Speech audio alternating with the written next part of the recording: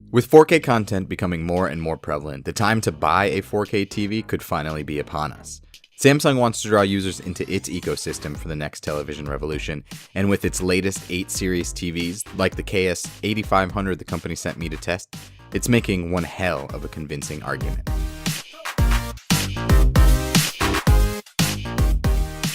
Let's get one thing out of the way first. This TV is expensive. Like high-end audio equipment, in order to get the most out of 4K content, you need a setup that will put you back at the very least several $100s, but more likely north of $1,000. The KS8500 will run you $1,400 for the 55-inch, which is what you see here, and nearly $2,000 for the 65-inch model. And they aren't even Samsung's top-of-the-line screens. The big question is it worth it? That depends on what type of user you are, but let's not get ahead of ourselves.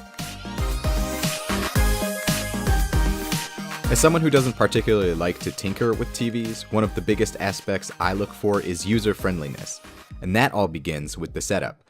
I was floored by how easy the setup was on the KS8500.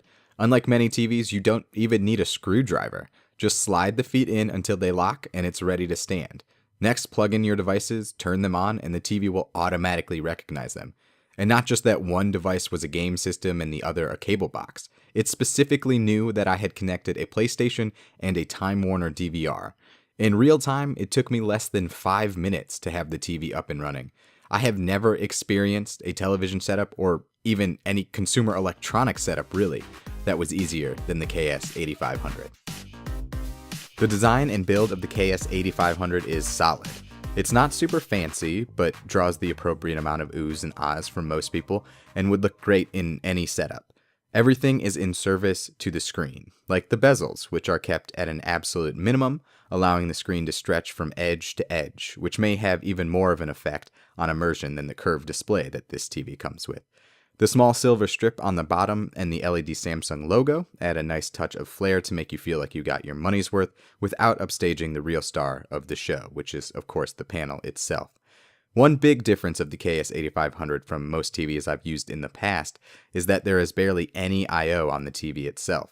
Instead, Samsung offers the One Connect, which is basically a separate I/O box with all the various ports, HDMI, USB, digital optical, antenna, that you would want your TV to have, save for maybe component.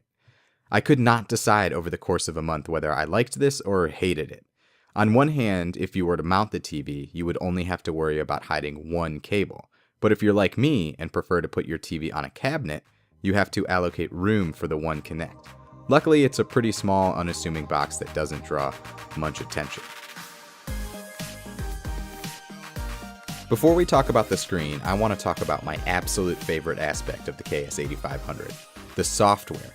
Most smart TVs come with software that is undeniably stupid, but the software Samsung has implemented into its 8 series TVs is actually a joy to use, and for one reason in particular.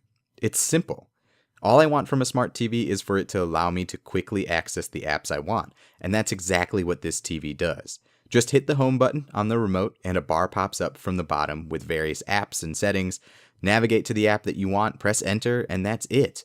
The UI is fast and fluid, looks really nice, and is easy enough for even the most tech-illiterate person to use.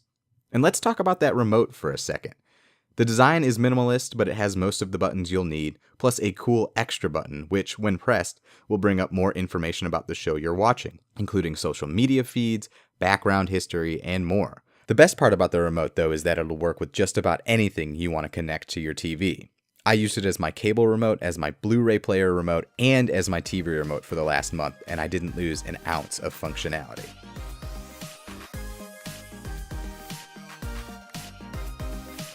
Okay, let's talk about this screen.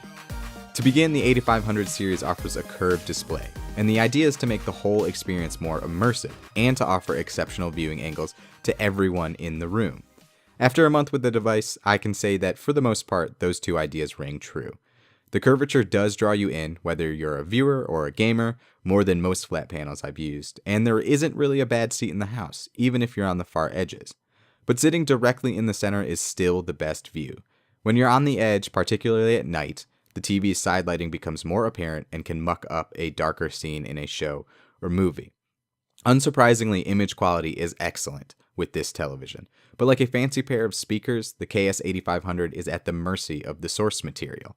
It can only do so much with Time Warner Cable. UHD streaming is a little bit better on Netflix and Amazon. It looks great, but the jump from the 1080p to 2160p isn't quite the same leap for the eye as standard to HD. But if you give the KS8500 a proper UHD Blu-ray, it absolutely shines. Not only is it 4K, but it also supports high dynamic range, or HDR, which is a fancy way of saying this TV can display a wider range of brightness and colors. Again, it's incredible when the source material is up to snuff. But on a YouTube video filmed with a DSLR, for example, the various HDR modes that the KS8500 utilizes could make the scene look completely unrealistic. Again, if you put in a 4K Blu-ray, or even a standard Blu-ray, the colors of Guardians of the Galaxy or the wide vistas of Sicario are absolutely breathtaking. In order to get the most out of the TV, though, you have to be willing to tinker, and the KS8500 lets you do that, even if it is a little daunting at first. There are several different picture modes, including standard, natural, movie, and dynamic, as well as 3 special viewing modes, sports, gaming, and HDR+. HDR+ was, for obvious reasons, the most interesting of the bunch. Whether you're watching HDR content or not, the HDR+ mode enhanced the colors on the screen, though things could get a little unrealistic when paired with the dynamic picture mode, depending on the video source. When you do find the right settings, the result is fantastic. I can't say if it's better or worse than other 4K TVs in a similar price range because I simply don't have the experience, but I can say that if you buy this TV, you won't be disappointed in the picture quality.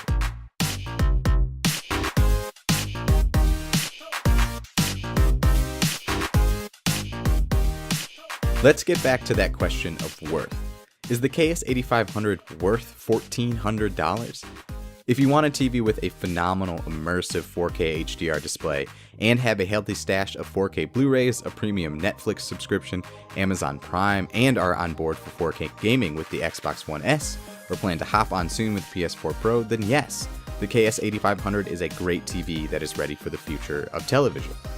If you're not ready for the future of television, like most content providers aren't, then the KS8500 is merely a very nice TV that wouldn't live up to its potential in your living room. In that way, this TV could be viewed as an investment, to be ready for the future that is coming. If you don't care about the future, just wait until it becomes the present.